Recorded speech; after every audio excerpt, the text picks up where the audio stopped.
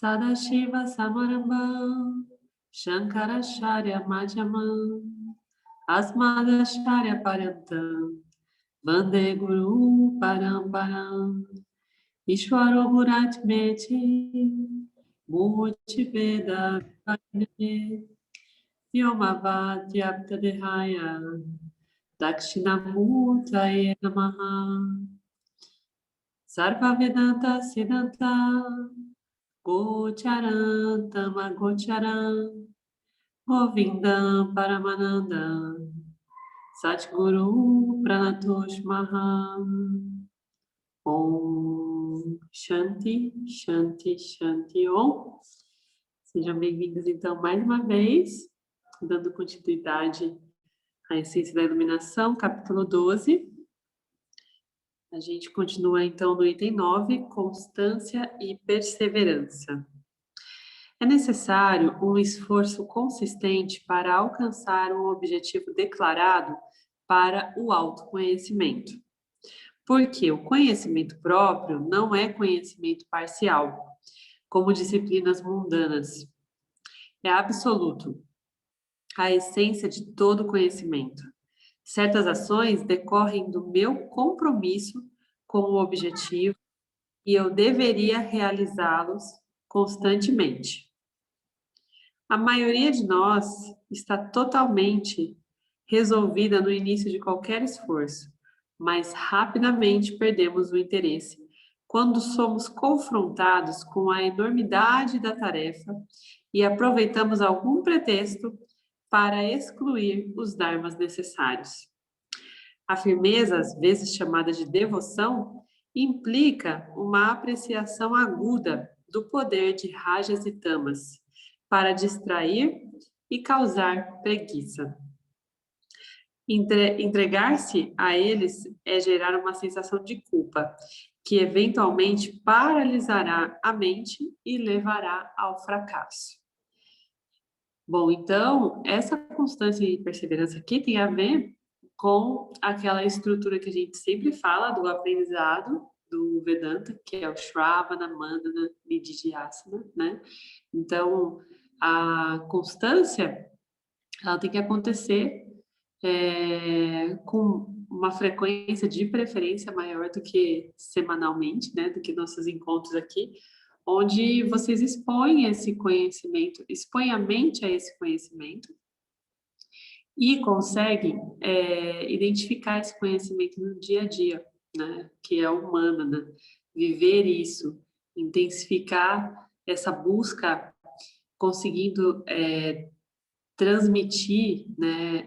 Projetar esse conhecimento na realidade aparente que se vive aqui no cotidiano. Então, isso exige uma mente discriminativa, né? Então, tem hora que a gente tem vontade de desligar, né, um pouco a discriminação. Fala, nossa, só queria ficar um pouquinho ignorante, assistir um Netflix e fingir que tá tudo bem, né? Fingir que o aparentemente real é real. Mas uma vez que a gente passa a ter essa consciência, a gente passa a ter automaticamente um compromisso de discriminar e aperfeiçoar o nosso conhecimento por nós, né? A partir de nós, a partir do auto-olhar, para que a gente consiga desmantelar esse sistema que está o tempo todo acontecendo, né? Que é perfeito, que é criado por Ishvara e que tem muitas minúcias, que se a gente não estiver o tempo inteiro em estado de vigília, em estado de discriminação, com a mente discriminativa, a gente facilmente se esquece, né? Se esquece de quem somos e entra de novo no estado de avidya, que é o estado de ignorância. Tá? Então, para que a gente não retroceda, a gente precisa ter constância e perseverança. E a cada momento que a gente escorrega, né, na banana, a gente ter também misericórdia e acolher essas características desses vasanas, entendendo que nós não somos isso, né? Então, recomeçar e observar o sistema acontecendo apesar do nosso Jiva, né? Um sistema que acontece independente do nosso Jiva. E entender que nós não somos o Jiva. O Jiva é só uma realidade aparente. Então, essa é uma forma efetiva, uma forma produtiva de se manter na constância e na perseverança. Ok? Aqui ele fala também da questão da devoção, né? A firmeza, às vezes, é chamada de devoção. E esse aspecto devocional do Vedanta, dos Vedas, né, pode trazer também essa disciplina.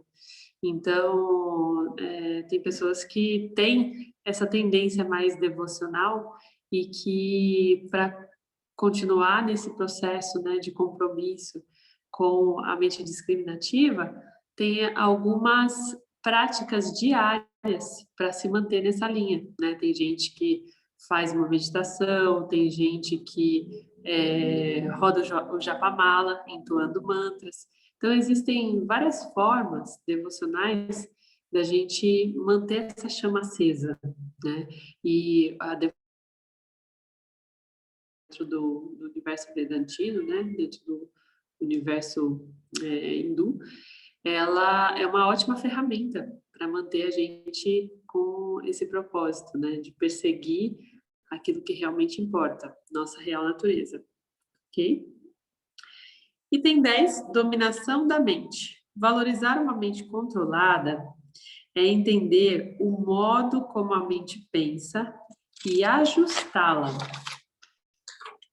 à maneira como o eu pensaria se fosse uma pessoa vivendo na aparente realidade. Isso significa que, embora a mente seja caprichosa, não preciso cumprir suas fantasias e ceder aos seus caprichos. Isso significa que eu sou o chefe, não a mente. Existem 4 maneiras básicas de pensar, 3 das quais são necessárias para entender e dominar se eu quiser preparar minha mente para o autoconhecimento. Primeira maneira básica é a impulsiva. Pensamentos não examinados, nascidos dos instintos, dominam a mente. Eu faço o que sinto sem pensar nisso. Então, o impulsivo, ele ainda está no modo de sequestro emocional. Ele ainda está completamente à mercê dos seus sentidos, né? Então, uma vez que ele sente qualquer impulso, ele reage de maneira impulsiva e não discrimina, tá? Então, esse é essa primeira maneira básica. A segunda maneira é a mecânica. Pensamentos produzidos por vasanas vinculativas. Então, ou vasanas vinculantes, né? Então, esse é o estado sansárico também, né? Onde eu simplesmente estou a serviço, estou me permitindo ser dominado por esse sanskara, por esse conjunto de vasanas, né? Por uma programação a qual eu não tenho nenhuma condição de interferir, eu não tenho nenhum poder de interferência. A terceira maneira básica é a deliberada, pensamentos sujeitos à discriminação que são aceitos ou rejeitados com referência à minha estrutura de valor. Deliberado, então, começa a discriminar e começa a decidir, né, de uma maneira um pouco mais clara e consciente. E o quarto é o espontâneo. Sem avaliação, o meu pensamento está de acordo com os valores universais e minhas ações estão sempre apropriadas e oportunas. Esse tipo de pensamento só se aplica àqueles para quem o autoconhecimento destruiu vasanas vinculativas e negou a participação. Então, o espontâneo é uma forma, né, de pensar onde eu não sou mais fazedor de ações, onde eu não me identifico mais com o meu complexo corpo-mente. Eu simplesmente me permito fluir com o campo dármico, né? Então, como bem disse aqui, é um resultado de um trabalho, né? Porque, nesse caso, esse pensante, né, espontâneo, ele já não tem nenhuma vássana vinculativa e ele não se vê mais, ele não se comporta mais, não age mais como um fazedor. Ele simplesmente flui a serviço do campo dármico, tá? O pensamento espontâneo não está incluído nesse valor porque ele se aplica apenas a indivíduos autorrealizados. Se o meu pensamento é impulsivo, condicionado ou deliberado, não sou um mestre, mas por pensamento deliberado, a mente pode ser controlada. O domínio relativo é simplesmente vigilância, sattva, e envolve a submissão deliberada de todos os pensamentos e sentimentos ao escrutínio racional e substituindo a lógica apropriada sempre que o pensamento mecânico nascido na ignorância domine a mente. Se eu estou consciente da minha mente, posso aprender com meus erros e opções de exercícios no caminho que penso, permitindo que eu cumpra meus compromissos com meu objetivo diante de várias distrações e mudança de meu comportamento para que este se torne conforme aos valores universais. Então, quando a gente chega no item 3, que é o deliberado, nós estamos falando algo correspondente à atitude do Karma Yogi, né? Então, o Karma Yogi é esse lugar, né? O Karma Yoga é esse lugar onde aquele samsari passa a deliberar, passa a trazer a discriminação e deliberar as ações e não ser mais um reagente, né? Um reator. Ele simplesmente consegue olhar as coisas como elas são e escolher que tipo de atitude ele vai tomar. Essa atitude, né, essa ação deliberada, ela vai automaticamente trazendo à tona o autoconhecimento e a autorrealização, né? Então, o item para que o item 4, a forma 4 de pensar, se torne possível. Então, assim como dentro do Vedanta, é necessário que a gente pratique o Karma Yoga até nos tornarmos conhecedores e do conhecimento firme, né? Os yanis. Então, é um pouquinho mais do mesmo, né? Uma outra linguagem, uma outra forma de exemplificar aqui quais são os passos, os steps para que a gente chegue nessa condição aqui do pensamento espontâneo. No capítulo 3, o controle da mente, o controle dos sentidos e a unicidade foram listados como qualificações para a pesquisa. Neste capítulo, os apresentamos como valores. Aqui, o controle da mente é disciplina sobre o pensamento de alguém no nível em que os pensamentos surgem. O controle sensorial indica discrição ao nível dos sentidos e a sensação única é a capacidade consistente de manter os pensamentos em face de padrões de pensamentos inúteis, aplicando o pensamento oposto, por exemplo. Os dois primeiros tornam a mente capaz de um só ponto. Então, gente, aqui é muito interessante porque, assim como no capítulo anterior, na sanga anterior, né? Esse capítulo, ele está todo falando de uma maneira muito mais detalhada como que a gente consegue colocar em prática essa caminhada, né? Através desses valores que estão surgindo aqui. E tem algumas coisas bem práticas mesmo, né? Bem pragmáticas, para que a gente pratique e aprimore o nosso ser, né? Aprimore o nosso conhecimento do nosso ser real, do nosso ser natural. Item 11, dispersão em direção ao objeto de sensação. Um valor extremamente importante que equivale à maturidade existencial, a desapaixonação, foi definida no capítulo 1 como uma apreciação clara de dois fatos difíceis de assimilar. 1. A alegria que busco não é encontrada nos objetos. 2. A vida é um jogo de soma zero. Ele tira a falsa emoção criada por minhas vássanas e apresenta ao mundo como um fato objetivo para minha mente. No capítulo 3, apresentou-se como indiferente aos resultados das minhas ações. O inquérito é uma segunda natureza para uma mente desapaixonada.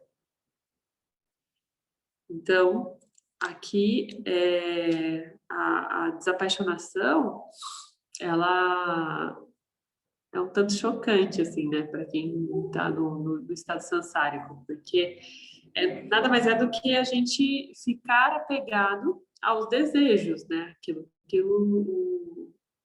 é trazido para o campo traz, e que sana algo que a gente acha que falta em nós, que aparentemente falta em nós, né? A partir do momento que a gente entende que está tudo dentro de nós, que nós somos plenos e completos, a pura consciência não nascida que tudo permeia, a gente deixa de fazer essa busca fora.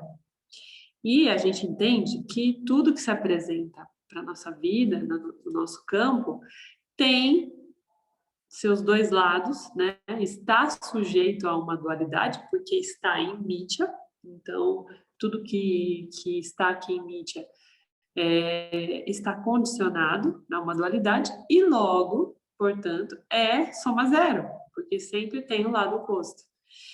Uma vez que a gente entende isso, nada mais encanta, nada mais ilude, porque a gente sabe, por exemplo, que se a gente conquistar um grande bem ou fizer uma grande conquista profissional, né? Por exemplo, sou promovido e uma promoção super legal e tal, eu sei, quando eu discrimino, que essa promoção tem seu preço e que isso vai ser revelado para mim ao longo desse caminho, desse novo step da caminhada, né? Eu sei que uma relação tem seu preço e que, por mais que uma outra pessoa pareça me completar, ela também tem a incompletude dela, falsa, né? A aparente incompletude, e isso no cotidiano vai me trazer algumas demandas. E para que essa relação seja equilibrada, eu também tenho que me doar, né? Além de receber.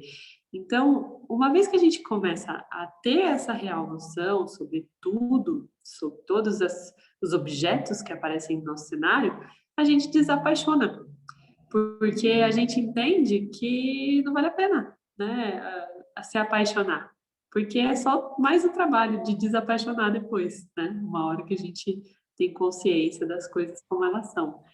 E essa desapaixonação, ela economiza energia, porque a gente não fica mais nesses picos, né, de adrenalina, dos hormônios todos, e também deixamos de pelos efeitos colaterais disso, né?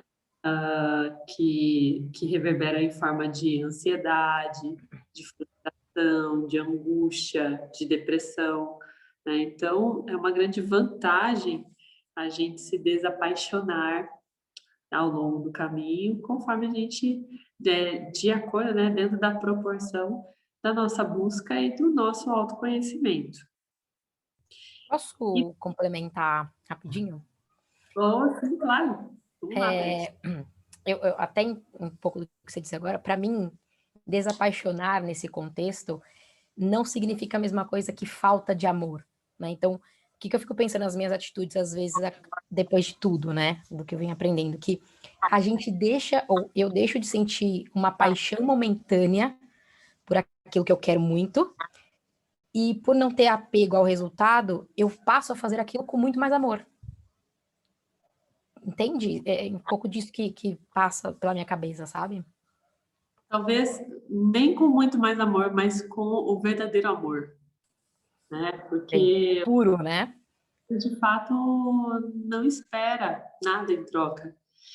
E a paixão, ela é visceral, né? A paixão, ela está muito ligada aos sentidos e ela torna a gente mais rajásico ou mais tamásico. Nenhuma paixão deixa a gente mais satívico. Já o amor é puro sátiva, né? Amor é sátiva em manifestação. É a paciência, a sapiência, é a espera, espera infinita, porque na verdade não é espera por resultado, é a espera de compreensão, né? De estar tudo bem, está tudo certo, é a espera do que o campo apresenta, né? Isso é amor, de fato. O restante é paixão, né? Toda vez que a gente quer uma moedinha de troca, é paixão que está rolando. É isso. Oi. Completando a pergunta da Beth, né, a colocação dela, sempre que eu faço a reflexão sobre paixão, eu esbarro na intensidade, ok? Então, de maneira prática, eu vou falar do meu trabalho, da minha empresa. Eu tenho muita intensidade naquilo que eu faço. Eu sinto aquela energia. Eu tenho prazer, eu sei que é um processo sansárico ali de produzir e entregar algo para o meu cliente, ok? Mas eu enxergo o propósito na forma de agir, no como eu tenho agido, pós-Vedanta. Isso tem mudado na maneira como eu me relaciono com o meu contexto corporativo. Mas não muda essa intensidade. E aí eu fico me perguntando se essa intensidade não é uma paixão, né? Ao mesmo tempo, eu me pergunto, mas eu não tenho apego. Por exemplo, se alguém fala assim, Cris, tem que fechar sua empresa hoje, por qualquer razão, eu fecho. Não é uma coisa que me causa dor, né? Mas eu olho para aquilo que eu faço, o como eu faço, na verdade, com aquela intensidade da entrega. Não só do produto, né, corporativo, mas na forma de me relacionar com as pessoas, né? Então, como a Beth falou, muda o formato. Mas tem aquela intensidade, aquela coisa do, putz, eu tenho prazer em fazer aquilo, né? Qual que é essa linha, né, da paixão com a intensidade? Então, eu penso Cris, que nesse caso, a sua vigília, a sua discriminação, ela tem que estar ali acerca da troca que você espera, né? Porque toda relação comercial, ela tem uma energia de troca estabelecida, e isso é natural. Agora, a questão, né, o desafio é você começar a perceber como você reage quando aquilo que está determinado, pré-determinado dentro da essência e do propósito da sua empresa não acontece, de que maneira você responde ao campo, né? De que maneira você encara, você interpreta os nãos, né? Os senãos, porque quando a gente é apaixonado, a gente se sente frustrado. Então, o lance aqui, eu imagino que para trazer um pouco mais de sátiva e equilíbrio, para que essa intensidade ela não seja, não aconteça de uma maneira descompensada, essa análise precisa acontecer, né? Então, legal, quando dá tudo certo, parece que, eu te conhecendo, né, imagino que, deu tudo certo, eu não fiz mais que a minha obrigação, né? Era para estar tudo certo mesmo, estou aqui para isso. Mas e quando não dá? qual é a sensação que aparece aí para você, né? Porque, às vezes, mesmo a gente não tentando nominar o sentimento, aparecem efeitos colaterais, sensações, identificações. Então, se sua mente, né, seus 5 sentidos, reagem diante de uma frustração, de um não, de um declínio, né, significa que existe uma desapaixonação para acontecer aí, necessária, né? Porque ao longo do exercício, a ideia é que tanto os contratos fechados, os projetos firmados e de sucesso, quanto o contrário, te causem o mesmo efeito, ou seja, nenhum, que você seja imune ao super positivo, tanto ao prazer quanto à dor, né? Então, a meta do Yanni, né, do buscador do Vedanta, é se tornar imune ao campo, né, que é o que eles chamam de imunidade espiritual. Uma vez que você não se sente mais, enfim, afetado por isso, eu imagino que seja aí que você pode se dizer desapaixonado. Agora, todo o campo em Mitya, né, todo o campo ele exerce em nós uma contrapartida energética, né? É natural que você tenha que ter rajas para fazer construções e todos esses gunas, eles estão presentes e cada lugar, né, cada cenário tem aí uma predominância X, Y, Z. A gente já falou um pouquinho mais sobre isso. Então, sim, em algum momento, né, no seu dia a dia, nos seus projetos, tem que empreender um pouco mais de rajas para construir, para fazer. Mas, ainda assim, isso precisa acontecer dentro de um equilíbrio, precisa ser equilibrado de alguma maneira. Então, eu penso que o indicador é esse. Quando não dá certo, como que você se sente? Desculpa. Oi, gente. Trazer para vocês o seguinte, na verdade, rajas, né, que é a predominância, quando você é o desejo, né? E quando tem paixão, tem rajas, né? E quando tem paixão e quando tem rajas, a gente não consegue discriminar.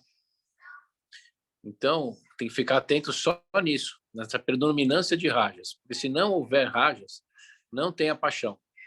Por quê? Porque você tem uma mente discriminativa, uma mente desapaixonada. É isso que ele está querendo dizer aí. Uma mente que consegue distinguir, né? Consegue distinguir o certo e errado, o eu real, o aparentemente real. É uma mente desapaixonada, porque se eu ajo com paixão, minha mente fica turva, porque ela não está em sátiva, ela está em rajas. É isso que eu entendo. O Mário, é bem isso mesmo, porque experimentando, comparando as minhas reações, pegando carona na questão do trabalho, eu perdi uma situação, um contrato, alguma coisa assim, me causava uma frustração muito intensa, que é essa paixão que a Thais está comentando. De um tempo para cá, fazendo essa discriminação, aconteceu também, ainda mais na época de pandemia, a gente teve perdas significativas, mas eu fui indiferente, mas ao mesmo tempo eu não perdi a intensidade daquilo que eu gosto de fazer. Por isso, mas a Thais explicou agora a questão do Rajas em algum momento, com certeza Tamas em outro, mas o como eu tenho discriminado para trabalhar isso. Isso ficou claro, se eu entendi corretamente, né? Porque no mundo corporativo isso é muito confuso, né? Você está lá, mistura com o propósito, senão você fica indiferente. O mundo corporativo, ele é rajásico por natureza. Essa é a natureza desse cenário. Até quando a gente olha para os grandes swamis, para esses sábios, né, Vedas, que transmite o conhecimento dos Vedas, do Vedanta, eles são renunciantes, Eles abrem mão dessa busca, né, do que eles separam, na verdade, dentro do Vedanta, os renunciantes, né, que são os sannyasis, dos homens de família, que são aqueles que são provedores, que vão buscar uma sobrevivência, garantir uma sobrevivência para a família. Então, esses provedores, segundo o Vedanta, eles vão atingir um estado de bons karma yogis, né? Mas dificilmente eles serão yanis, porque os yanis geralmente necessitam de renúncia à mithya, esse mundo material, né? Então, quando você está inserido nesse mundo material, nessas projeções todas, de uma maneira a colaborar com essas projeções, né? Porque o empreendedor, o empresário, ele constrói mais elementos para a mithya, né? Ele está ali colaborando com esse sistema. Esse sistema, ele é predominantemente rajásico, então o que precisa acontecer é a discriminação da mente para que você justamente regule essas reações, né? E a forma que você vai interpretar o resultado das ações. Porque uma vez que você está na condição de fazedor, você automaticamente se coloca na condição de desfrutador, né? Então, quando esse desfrute não acontece, que acontece dentro de mim?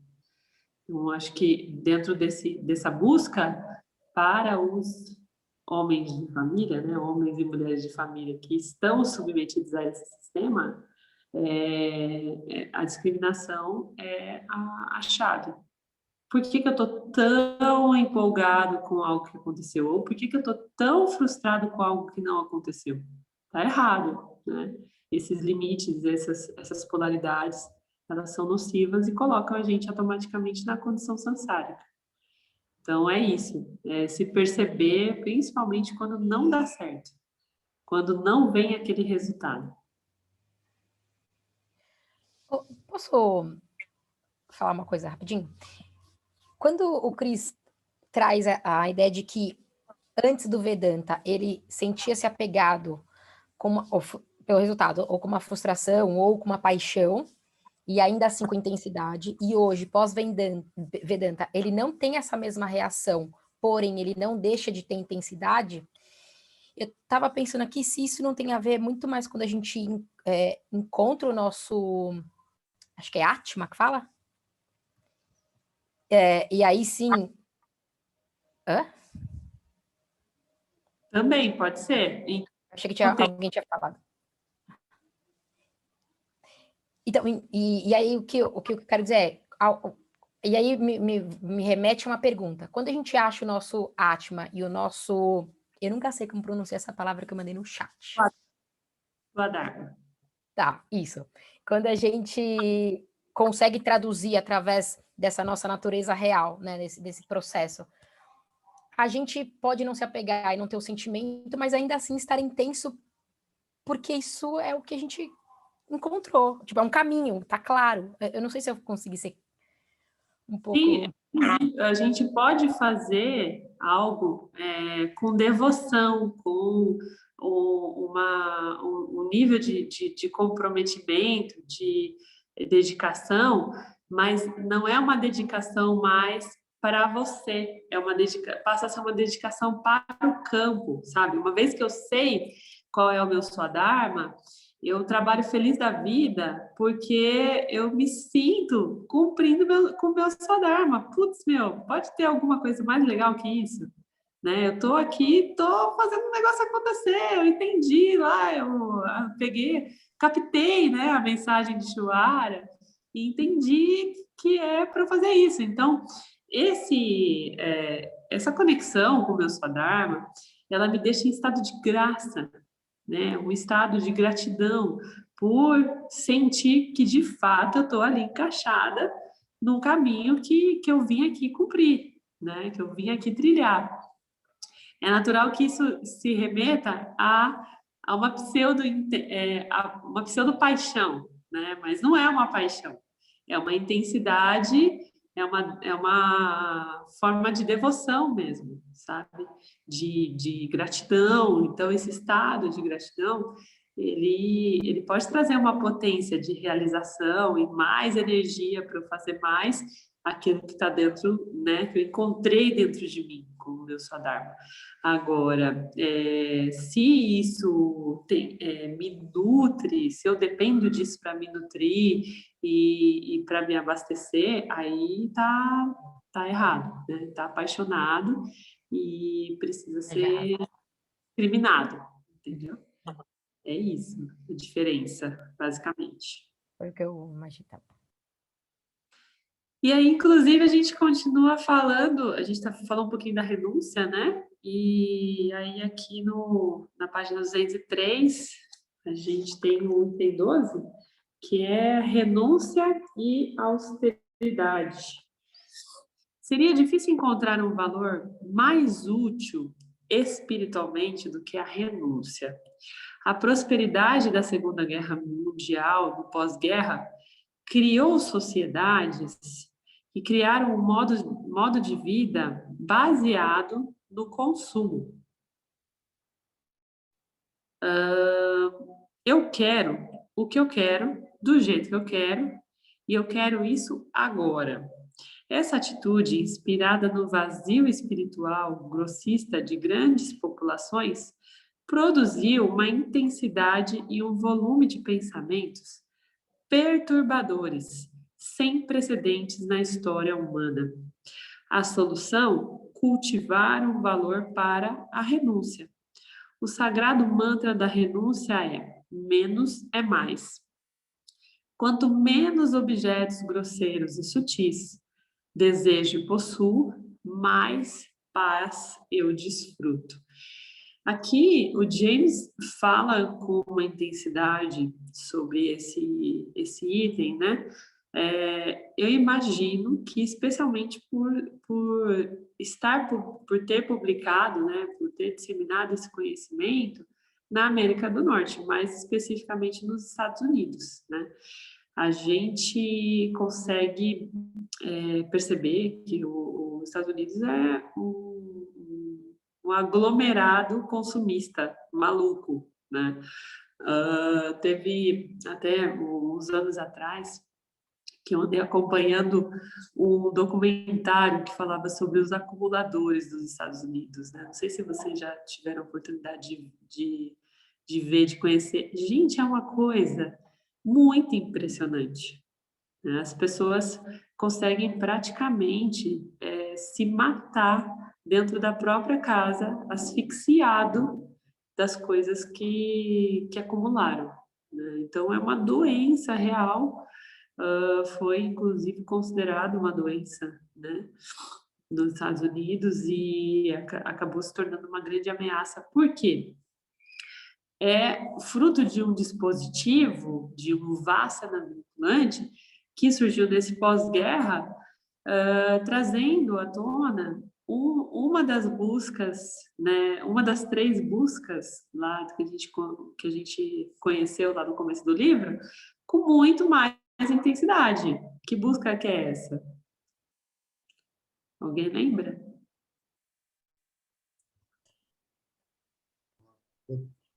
Segurança, né? Prazer e virtude. Sim. Então, a segurança, ela é uma busca fundamental, né, dentro desse estado mental sansárico. E no pós-guerra,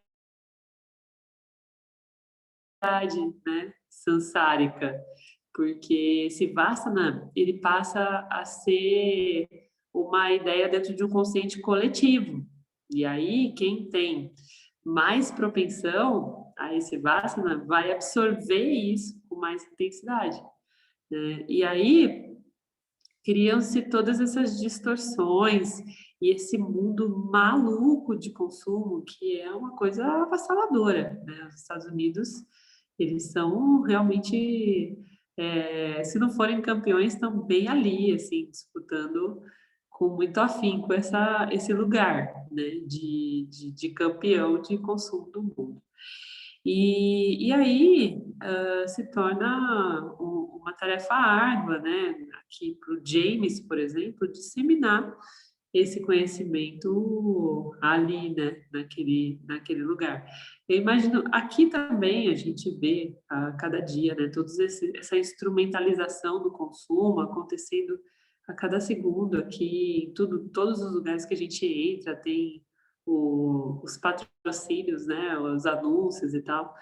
E a gente pensa uma coisa, a gente abre a tela do celular, o negócio está ali, pula, né, na nossa frente para comprar, uma coisa impressionante. E esses dias atrás, inclusive, eu digitei uma coisa para Pieira no WhatsApp, foi muito impressionante. Ela me perguntou se eu conhecia um termo que era inclusive do Vedanta, dos Vedas, desculpa, que tinha a ver com o conhecimento, né, uma ciência específica.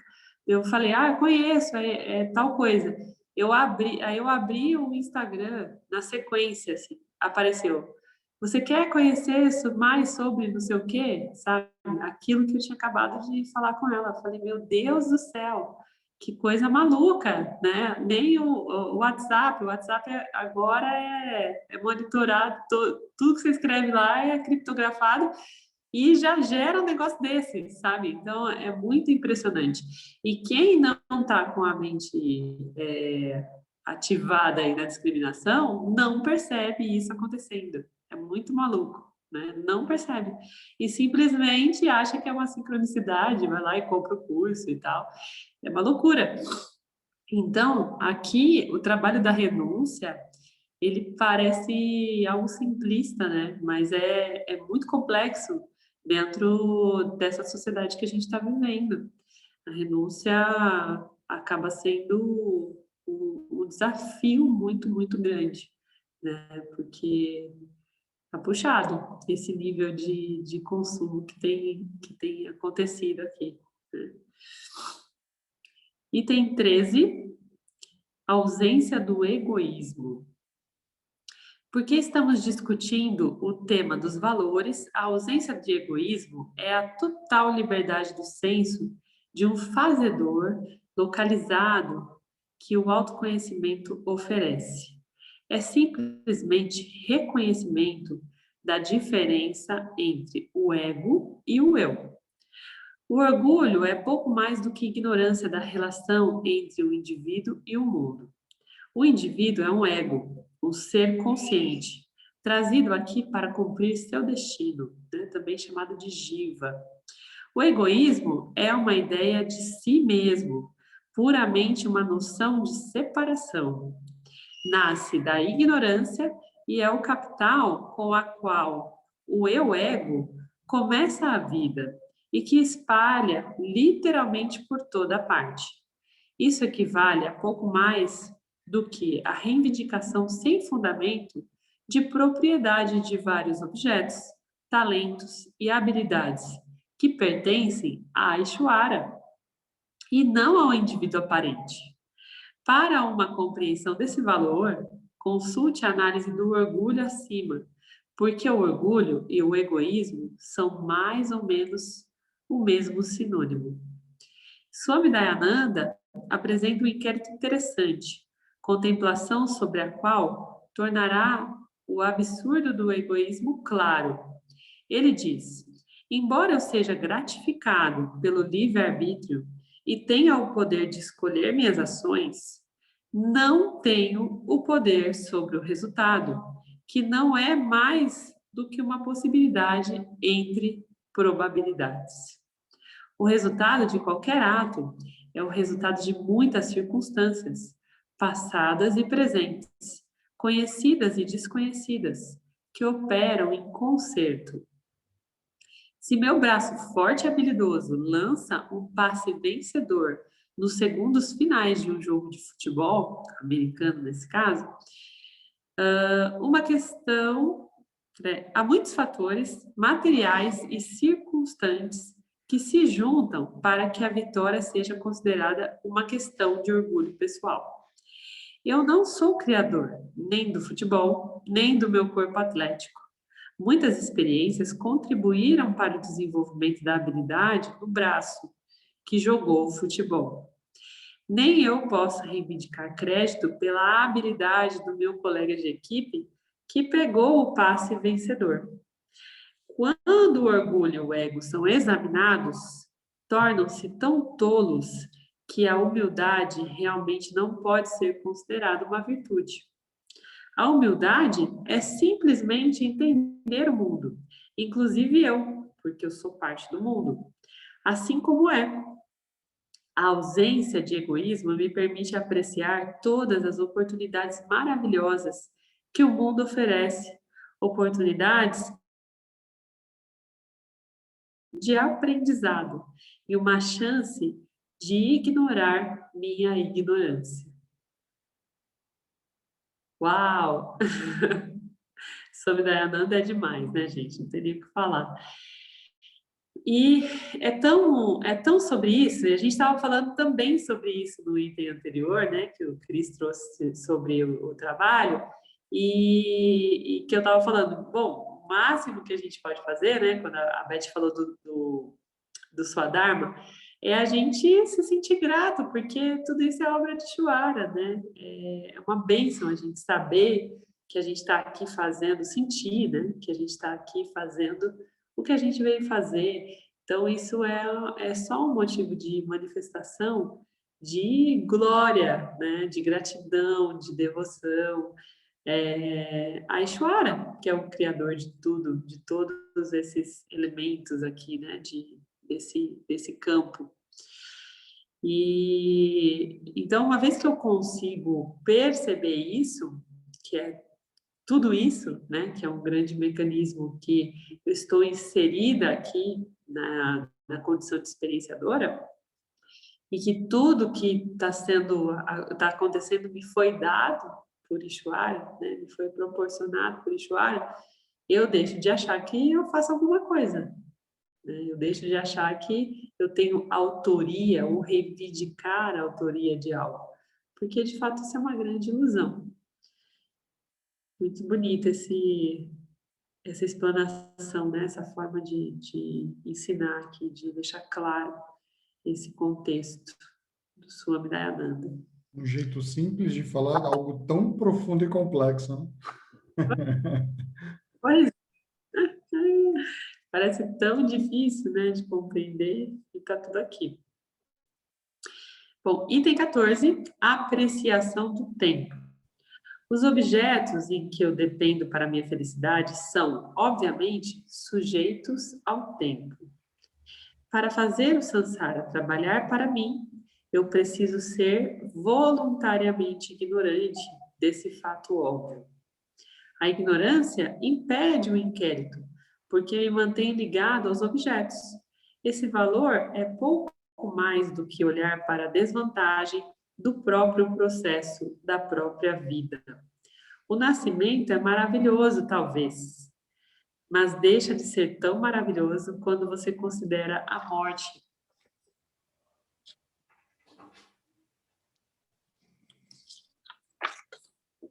E o espaço entre o nascimento e a morte também não é uma cama de rosas. Todos nós somos tratados com várias dores físicas e psicológicas diariamente. Hoje você pode estar feliz, mas amanhã você pode sofrer. O tempo é uma boca voraz, consumindo tudo, incluindo dor. Nada pode ser feito sobre isso. Então, mantenha seu objetivo em mente. Não mexa com isso. Faça uso consciente disso para fazer o que pode ser feito. Torne-se um mestre do tempo e apresse-se devagar. Essa é ótima, né, gente? Como que a gente se apressa devagar? Sendo mestre do tempo. Entendendo que só existe o aqui e agora. Né? Trazendo o estado de presença. Entendendo que o que está sujeito ao tempo é aparentemente real. Porque o ser real, ele é imperecível. ele é não nascido, né? Então, tudo que é perecível é aparentemente real e não me completa e não sou eu, né? Então, uma vez que eu consigo perceber isso, eu não fico mais sujeito a, a perecer, né, com o tempo.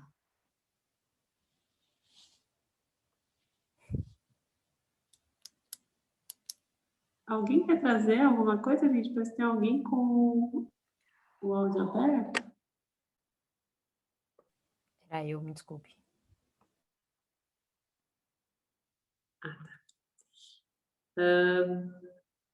Então, continuando. Item 15, ausência de propriedade. Esse valor é semelhante à ausência de orgulho e à ausência de ego. Acho que a gente falou um pouquinho também dele, né? Que é a propriedade tem a ver com a autoria. Aqui está outra análise inteligente de Swami Dayananda. Alguns anos atrás, uma jovem amiga me contou que ela havia conhecido um lugar em Bombay que ela me convidou para ver. Quando chegamos em sua casa, encontrei-me olhando uma estrutura de 7 andares. Como essa jovem tem uma posição relativamente modesta, fiquei surpreso. Você comprou isso? Eu disse. Não, não é tudo. Ela riu. Eu tenho um apartamento no 3º andar. Então fomos para o 3º andar. E ela me conduziu dizendo: este é o meu. Esse é o apartamento que eu tenho. Essa foi a primeira vez que eu ouvi falar de tal acordo. Então eu ainda estava perplexo. Você é dono da terra? Eu perguntei. Não, ele disse. Explicou que uma sociedade de gestão cooperativa possuía a terra. Tudo que ele possuía era um apartamento bastante pequeno, 2 quartos e uma cozinha.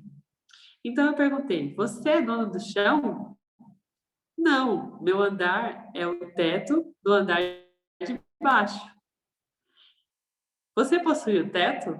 Não, o teto é o chão para a família do andar de cima. E as paredes? Bem, as paredes internas são compartilhadas com outros apartamentos. A parte exterior, é claro, pertence a todo o edifício, como parte do seu suporte estrutural. Então, o que você possui? Bem, Swami, eu sou o espaço. O corpo é meu? Minha mãe pode reivindicá-lo na medida em que é feito de sua carne? O pai pode reivindicá-lo na medida em que não pode surgir sem a sua semente. Não pode sobreviver sem pais para cuidar disso. A família tem uma reivindicação, a sociedade também. O banco que mantém seu dinheiro seguro, por exemplo. Milhares de criaturas, bactérias de todos os tipos, ar, fogo, água e terra, sol e lua, e assim por diante. Todos têm uma reivindicação. Na melhor das hipóteses, eu sou um administrador, um zelador ou um turista que ocupa uma residência temporária à medida que o karma para essa encarnação se desenrola. Sem a ideia de propriedade, meu relacionamento com objetos se torna puramente factual e, na ausência de apego, minha mente se instala e é capaz da constatação. Ishvara possui tudo. 2 valores positivos que correspondem à ausência de propriedade são a caridade e a generosidade. O coração que dá, reúne. Bom, nem tem muito o que falar sobre isso, né, gente?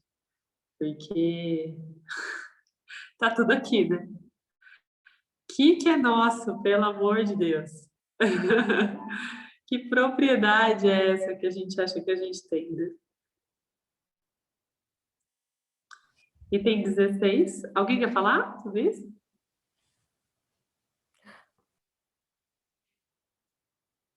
Item 16. Ausência de anexos excessivos e amados.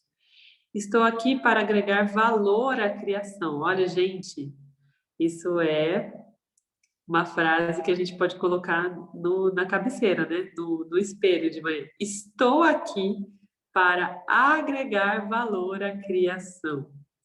Os seres que eu amo são feitos para serem amados por mim. Pelo mesmo motivo que eu não tenho nada e eu não criei nada, o apego pegajoso aos entes queridos não é justificado. No entanto, devo cuidar deles de uma maneira atenciosa e desapaixonada. Meu Deus! O Cris deu até um suspiro lá, que mesmo no mudo deu para ver, ó. Como?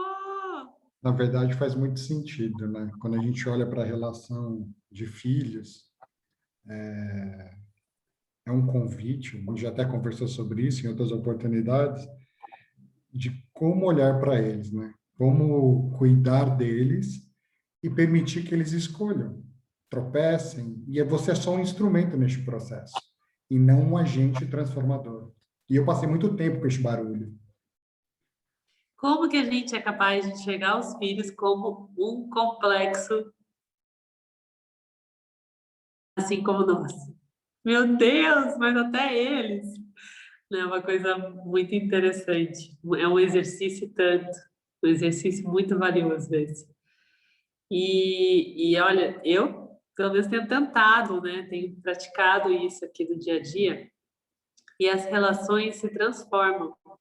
É muito libertador conseguir ter esse olhar, né? Ajustar essa ótica, porque no fim das contas a gente acha que aquilo que a gente está fazendo pelo pai, pelo irmão, pelo filho, tem uma função e que vai cumprir com o papel e que vai talvez transmitir uma mensagem, mas isso tudo é uma grande ilusão.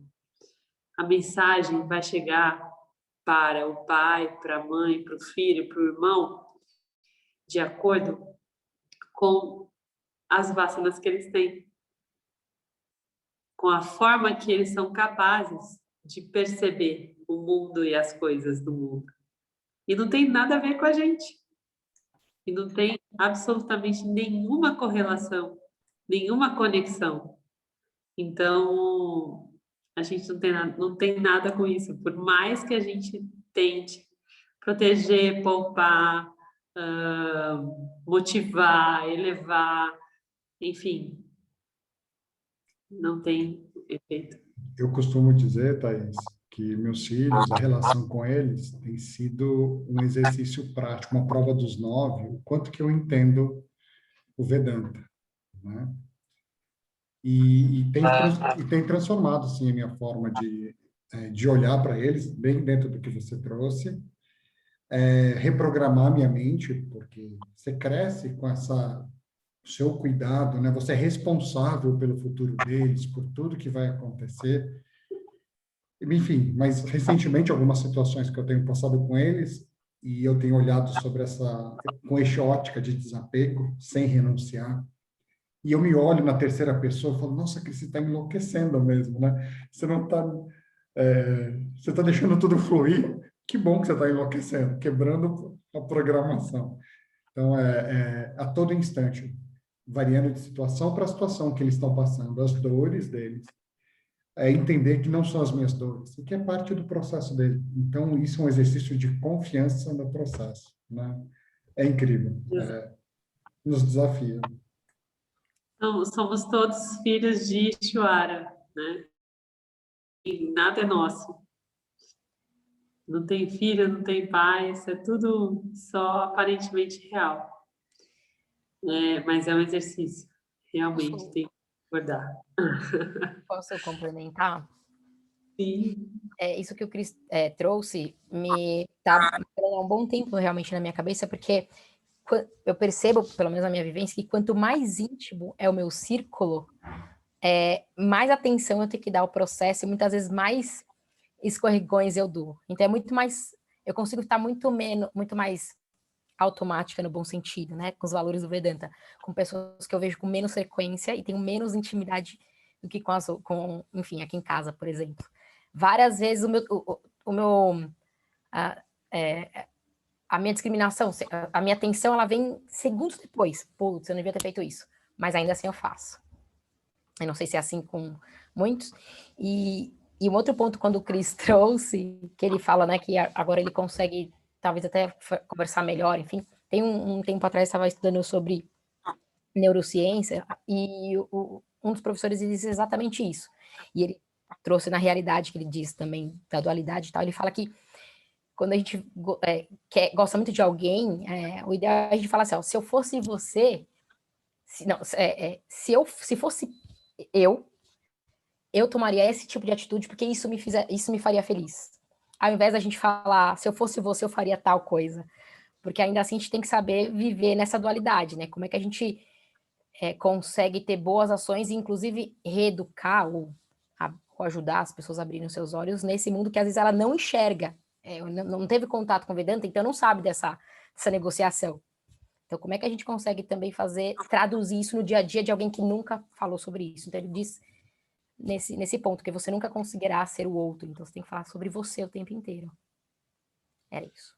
Eu brincava assim com isso quando eu até falo isso até hoje, acho que já teve algumas pessoas que já me ouviram falar isso, mas principalmente quando eu estava muito ativa no processo de coaching, né, com vários coaches, às vezes eles falavam, o que eu faço? O que você faria no meu lugar? Daí eu brincava e falava assim, olha, na Tailândia funciona assim. Eu não sei como é que funciona no seu território, mas na Tailândia eu entendo, né, que é isso que funciona. Eu não tenho nenhuma garantia que vai funcionar isso para você, né? Então, bem antes do Vedanta, eu já usava esse termo, e é muito sobre isso, porque cada território é único e tem uma única linguagem, né? Tem um único idioma. Por mais que a gente queira fazer um translate, queira projetar algo no território do outro, não dá. Simplesmente não dá. Fica desencaixado, né? Não tem como. É uma ilusão. Item 17, então, sondagem da mente em todas as circunstâncias. Com base em uma compreensão de Shwara, esse valor é uma variante de desapaixonação. Então, isso que é muito legal, né? Ele desdobra aqui e tem vários valores que se conversam muito intimamente. Aqui, esse 17, tem tudo a ver, ele é muito íntimo da desapaixonação. É um estado de espírito que não flui entre ação, que é rajas, e depressão, que é tamas.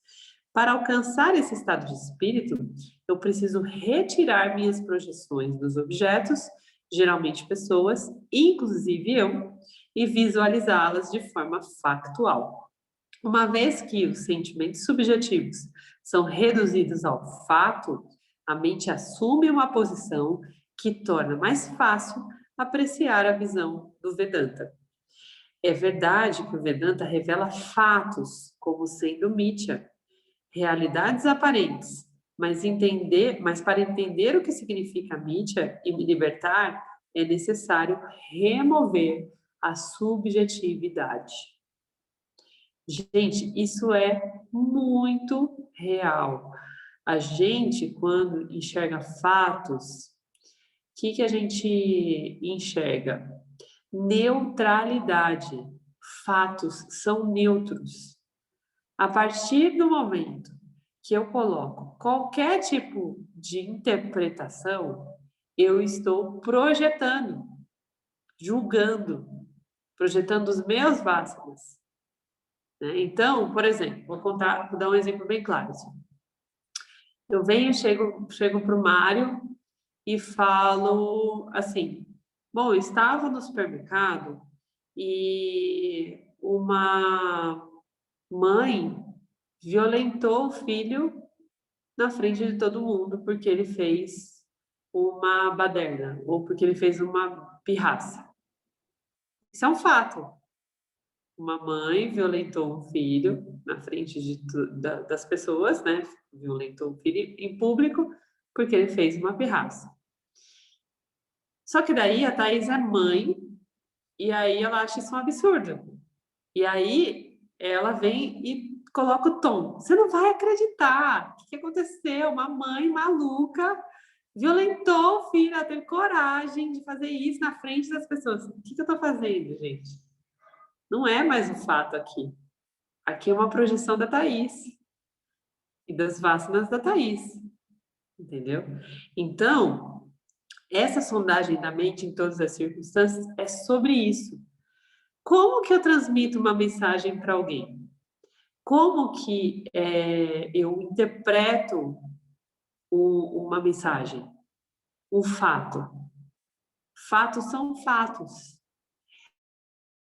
A gente coloca, a gente vê muito isso na seara do direito, né, e da justiça. O que é a justiça? Qual é a representação da justiça? É uma mulher cega, né, com uma balança segurando. Por que a justiça é cega? Porque ela não projeta as vacinas dela em cima dos fatos. Ela vai enxergar os fatos como eles são. Aquilo que a gente é capaz de evidenciar é o que faz a justiça acontecer ou não acontecer. Certo? Então, muitas vezes a gente fala, mas a justiça é injusta. Mas não, a justiça, ela é uma sondagem neutra sobre uma circunstância.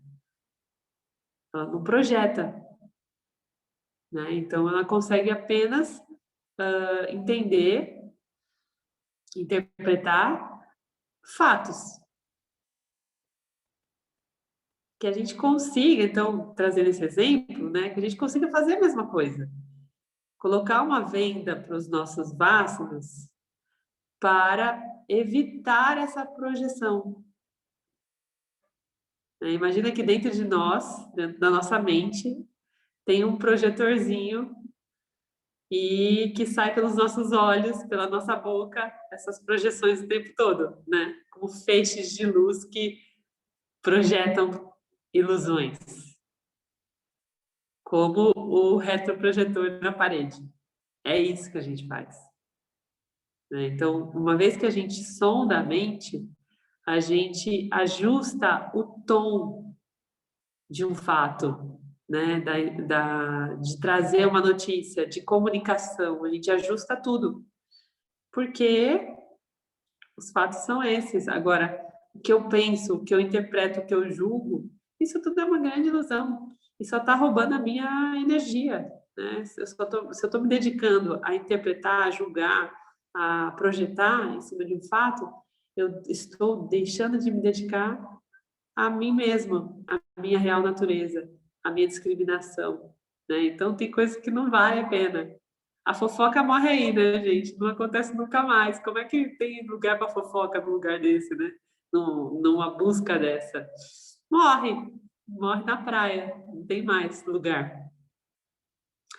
E várias outras coisas, né? Então, uma vez que a gente consegue perceber o que a gente está trazendo de interpretação da circunstância, a gente vai ajustando.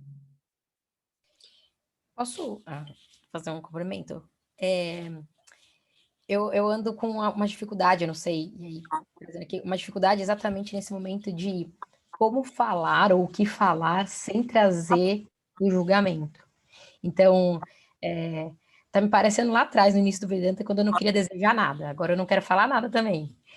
E aí as pessoas me perguntam as coisas, eu gaguejo até tentar deixar a frase mais neutra possível. Juro por Deus, difícil pra caramba. Mas esse é o caminho, sei lá. É isso aí.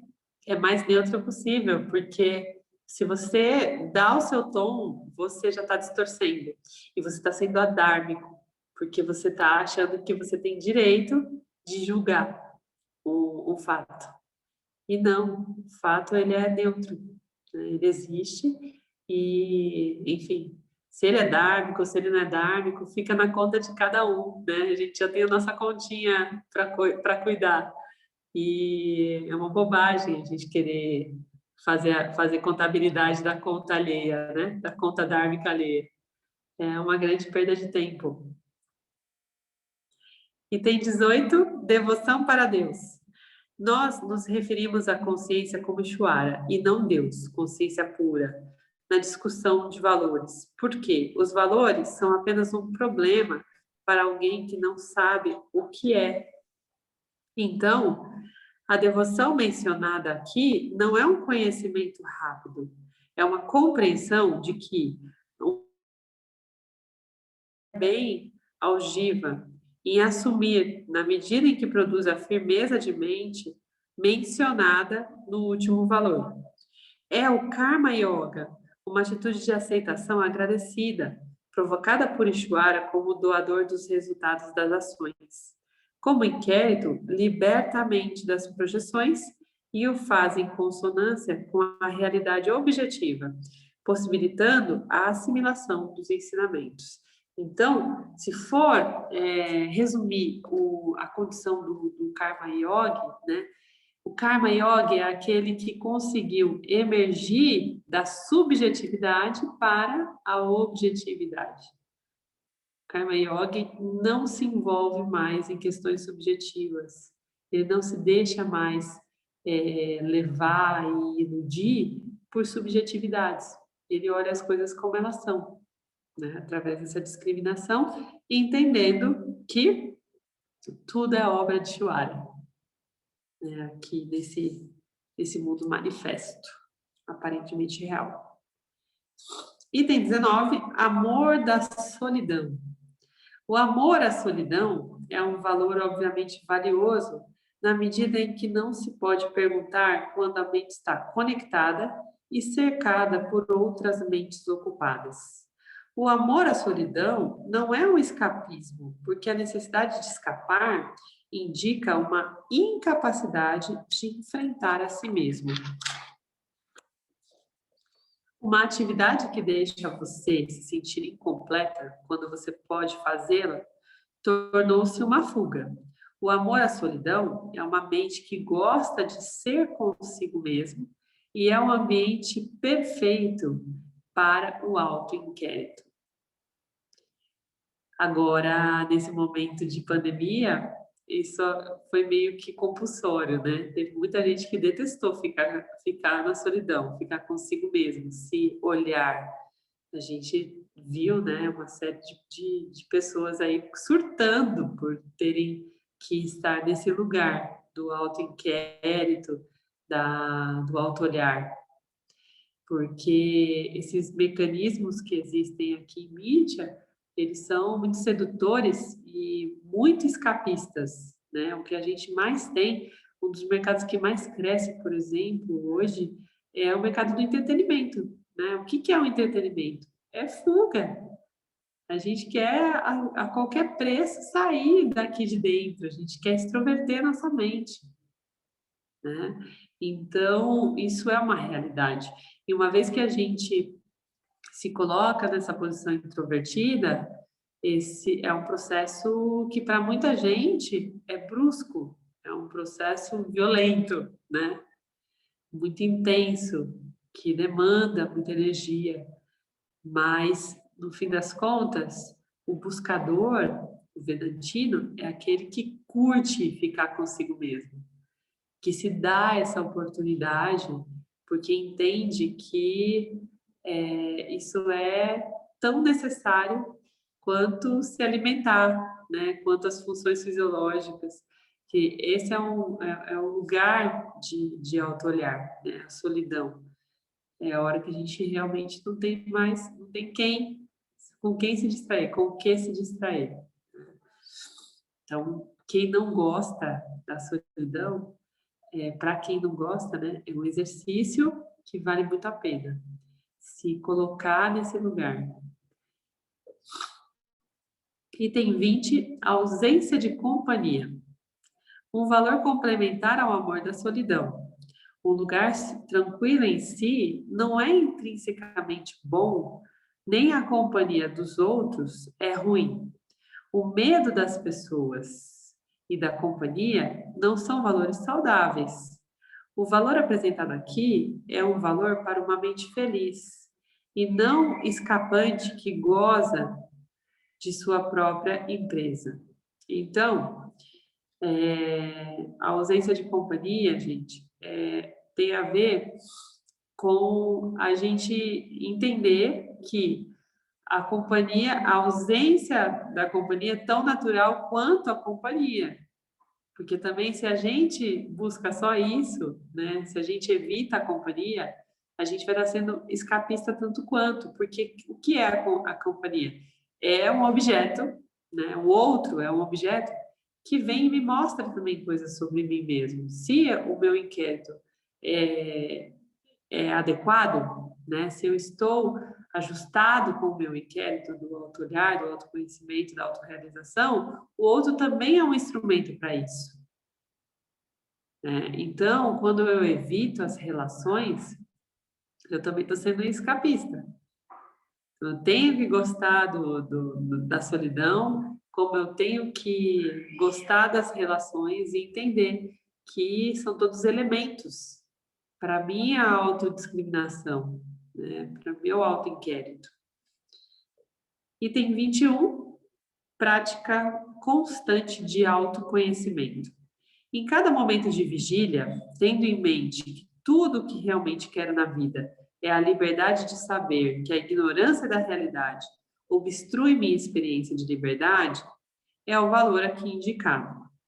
Além disso, sabendo sem dúvida que o autoconhecimento, o conhecimento de mim como consciência, é a única solução.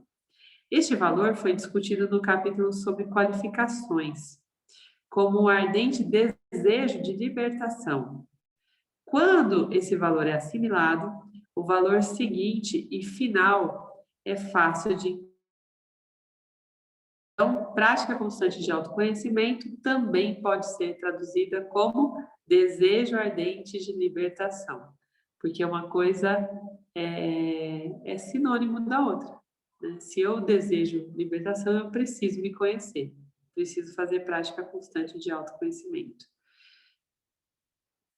Item 22, resolução e conclusão. Excesso de rajas é a ruína da vida espiritual, como o Mário bem disse também ali atrás, né?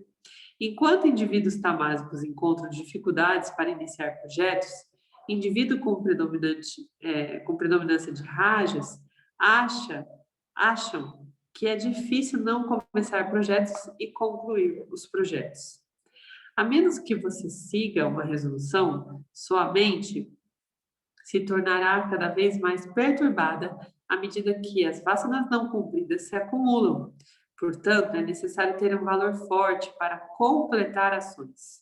Para dominar esse valor, faça uma coisa de cada vez, sem multitarefas.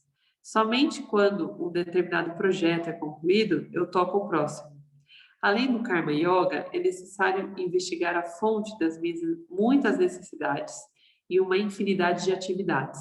Identifique-o pelo que é, uma falsa ideia de quem eu sou, e neutralize-o com o conhecimento.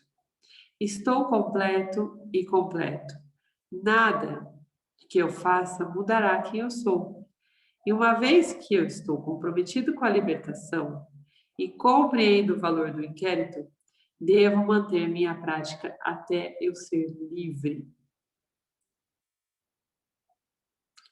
Isso é bem interessante, é bem forte. Teve uma ocasião que eu estava conversando com um amigo que é palestrante da área de vendas. E ele começou a fazer uma ascensão muito relevante, muito expressiva de carreira. E começou a me contar, nossa, Thaís, eu consegui, tô conseguindo produzir muitas coisas e isso está me trazendo uma remuneração muito incrível que eu jamais pensei em ter e tal. E falou sobre várias coisas que estavam acontecendo e conquistando e fazendo e acontecendo. Daí eu fiz uma pergunta para ele, falei, que horas acaba? Aonde isso acaba? E como assim? Eu falei, qual é a sua meta? Né? Aonde você quer chegar?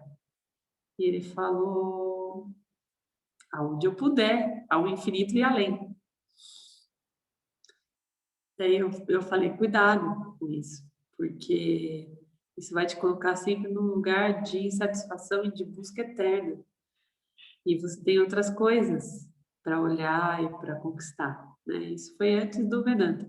Mas hoje, depois do Vedanta, eu vejo exatamente esse fenômeno acontecendo. Essa pessoa está eternamente insatisfeita, sabe? E num patamar muito absurdo, assim, do que ele partiu, né? Um patamar muito elevado, mas insatisfeito, porque não tem uma resolução, não tem uma conclusão essa busca, né? Então, é importante que quando a gente empreende rajas em algo, que esse objetivo esteja claro, seja concluído, né?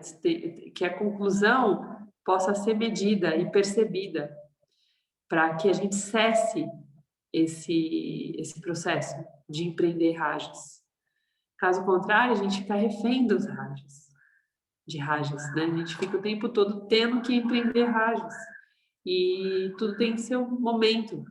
Como a gente viu nas outras lições, nos outros capítulos, a gente precisa variar entre rajas e tamas, né? A gente precisa encontrar esse equilíbrio, sempre equilibrar. Caso contrário, a gente não consegue manter a nossa mente satívica.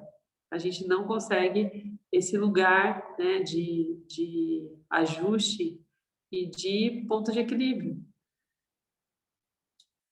Então, essa é uma forma bem efetiva, resolução e conclusão.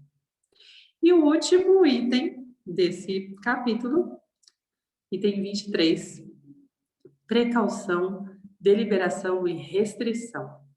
Para corrigir a inclinação para iniciar projetos impulsivamente, é importante avaliar a cautela. Eu deveria deliberadamente pensar as coisas, considerando cuidadosamente a vantagem e a desvantagem antes de saltar com os dois pés. Eu deveria trabalhar pacientemente. Em nome da velocidade e o sentimento eu estou fazendo, rajásico, perdem tempo em um desordenado esforço em ações desnecessárias.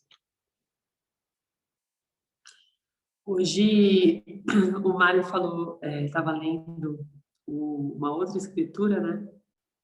E ele falou algo parecido com isso, que quando a gente está, nessa escritura constava, né, essa informação, que muitas vezes a gente está tão ocupado buscando fazer coisas que a gente não tem tempo para discriminar. A gente está o tempo todo se distraindo fazendo coisas, né? Então, precisa haver essa precaução. A gente tem que fazer essa avaliação, né?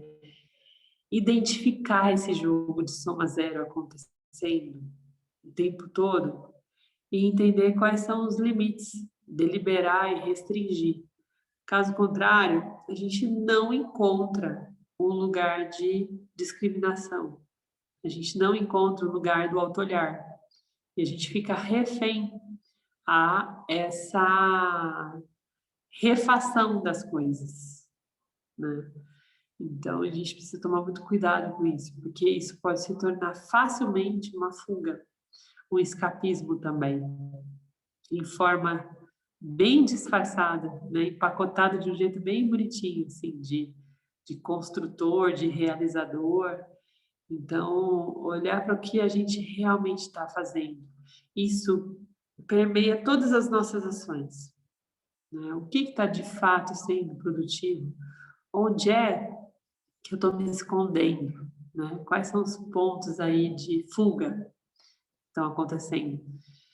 Eu já falei um pouquinho para vocês sobre a minha questão de carreira, né?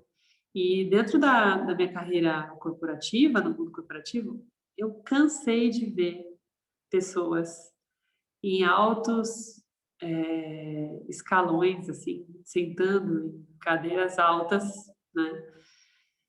Que passavam o tempo trabalhando porque estavam fugindo dos outros papéis. Cansei de ver gente fazendo hora extra, porque lá no fundo estava com receio de ter que voltar para casa.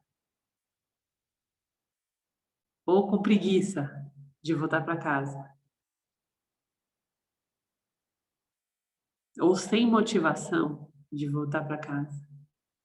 Então, a gente às vezes se distrai demais e coloca muita energia numa coisa que que está sendo uma fuga e a gente não consegue perceber. Então, tomem cuidado com esse excesso de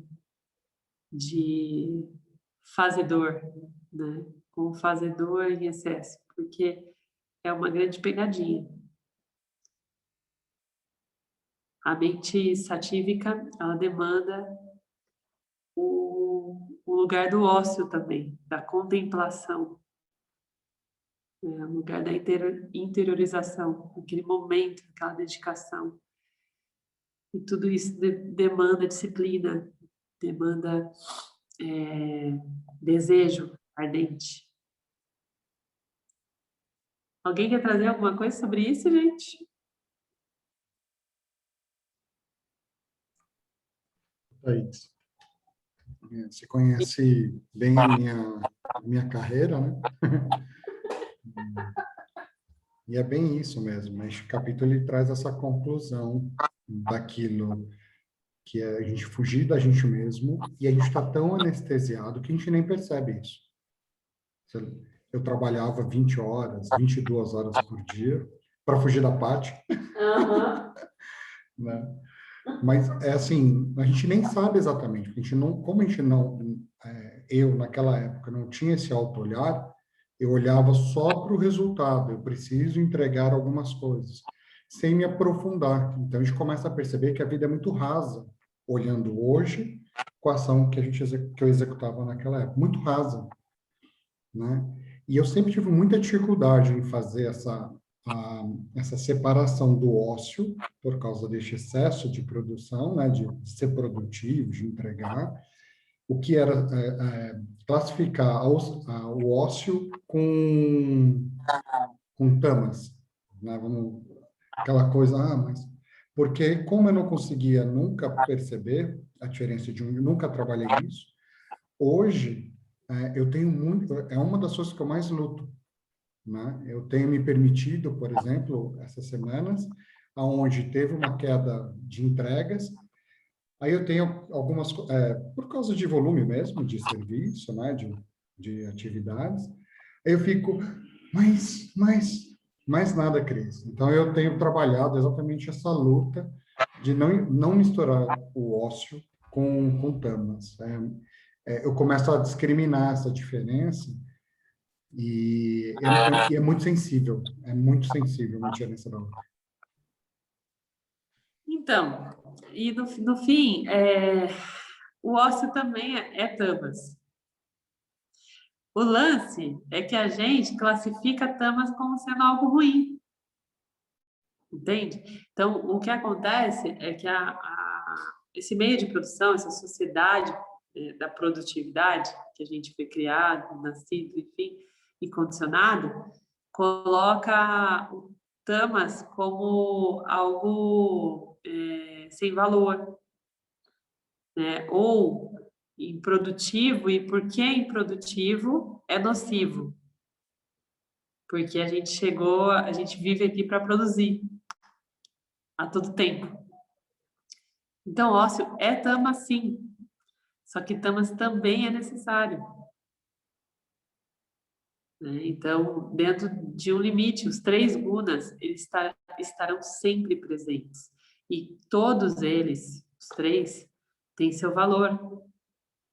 Os 2 que polarizam, né, que é rajas e tamas, eles existem justamente para que, em equilíbrio, a gente encontre sattva. Então, se a gente discrimina, tem preconceito com qualquer um dos 2, porque geralmente é assim, quem é predominantemente tamásico tem pavor de rajásiko, né? E vice-versa. E aí, o sujeito tamásico vê um rajásiko desesperado, para lá e para cá, que nem uma formiga atômica, já fala, pelo amor de Deus, gente, como que essa pessoa consegue ficar o tempo todo ligado no 320, só de olhar eu canso, né? E o contrário também. O Rajásico olha o Tamásico e fala, meu Deus, como que ele consegue ser tão lento para fazer as coisas? Como consegue dormir 8 horas seguidas? Imagina, absurdo, né?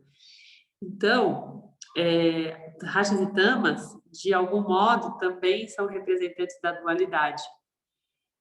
E a gente só consegue estar satívico, atingir, né, esse estado de sátiva, ser banhado por sátiva, quando a gente olha Rajas e Tamas sem nenhum apego e sem nenhuma aversão. Esse é o exercício. Esse é o exercício. Então, da maneira que você colocou, você rotulou. Ah, eu achei que fosse Tamas. E Tamas é bom.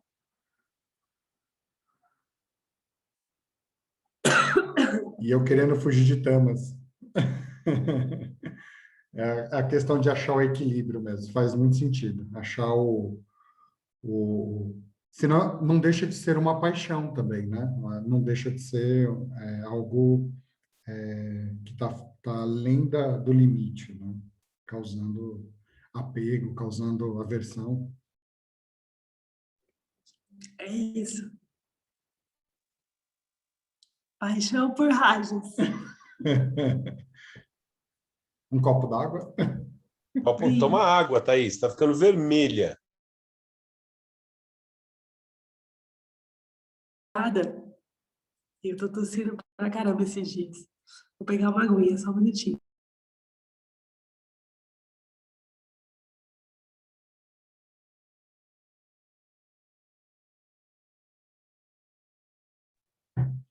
Aqui em casa eu sou a tamásica e o Cris é o rajásico.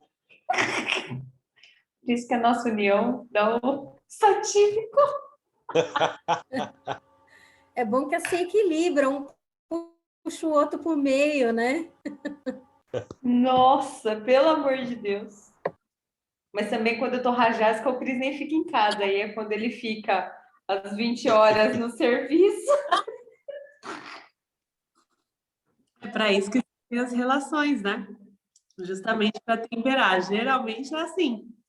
Quem é mais rajásico convive com quem é mais tamásico. Porque dois rajásicos não se suportam. E vice-versa. Faz sentido. Faz sentido. A Tita Mas aí- basicamente esfrega minha cara no asfalto, né?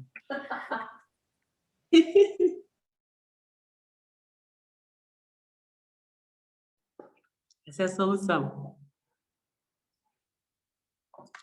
Mas alguém quer trazer mais alguma coisa? Minha voz voltou agora.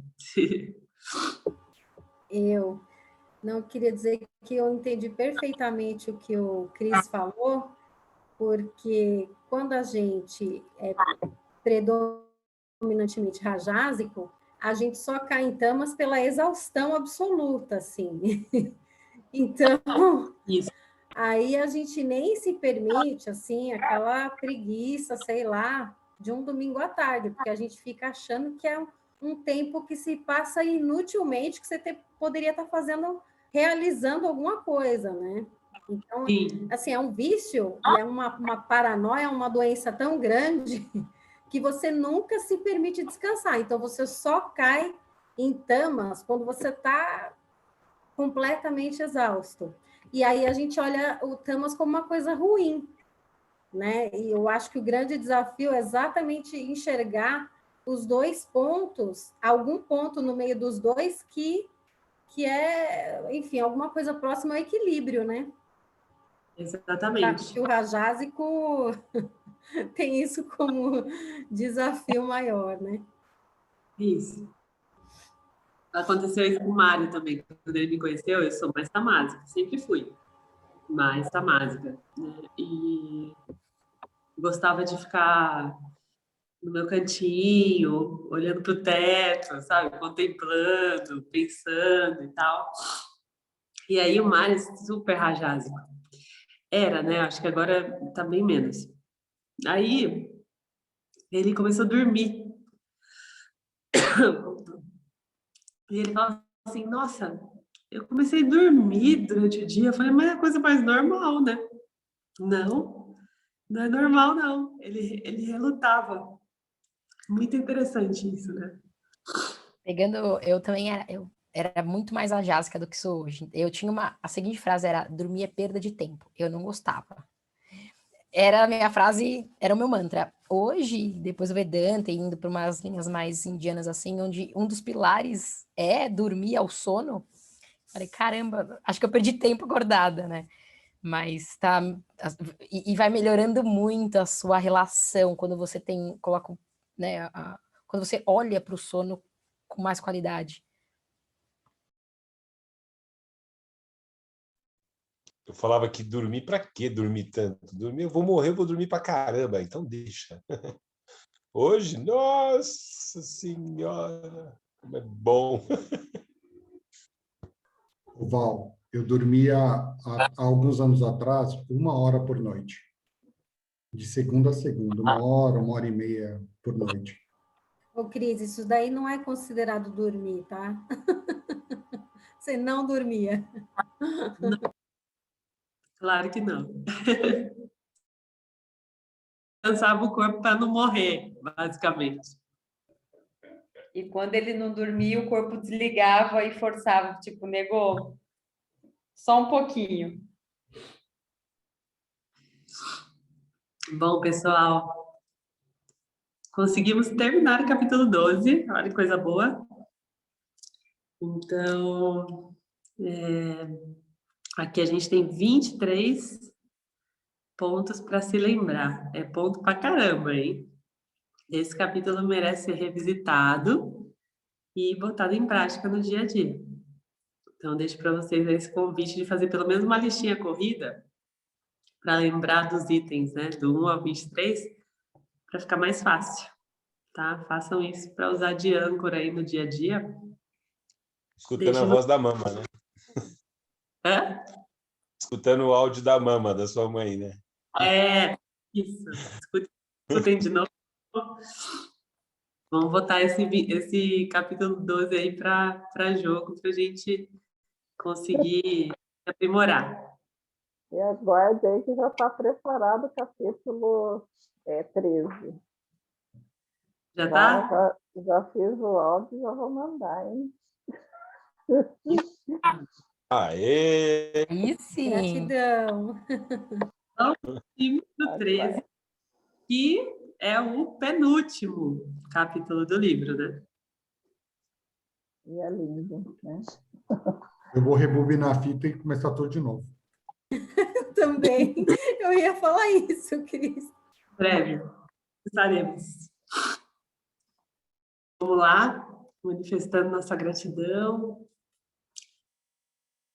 Om Purnamada Purnamidam Purna Mudachyate Purnasya Purnamadaya Purnameva Vashishate. Om Shanti Shanti Shanti. Gratidão a todos. Mais uma vez. E a gente se encontra na semana que vem. Capítulo 13, a gente vai falar sobre o amor.